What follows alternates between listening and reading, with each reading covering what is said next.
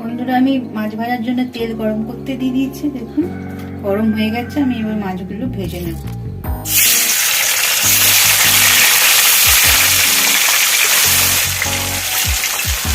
বন্ধুরা, আমি তাহলে মাছগুলো ভালো করে ভেজে নিই।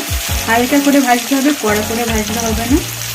বন্ধুরা, কাতলা কালিয়া করার জন্য আমার মাছগুলো দেখুন ভাজা হয়ে গেছে। আমি এইভাবে ভেজে নিচ্ছি। সব মাছের মাথাও ভাজা হয়ে গেছে।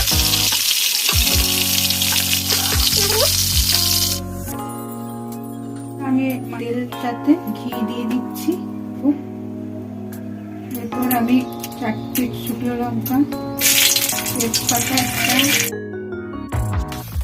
দারচিনি, লবঙ্গ, এলাচ আর গোটা জিরে আমি ফোড়ন দিয়ে দিলাম। এবার আমি দিয়ে দেবো পেঁয়াজ বাটা।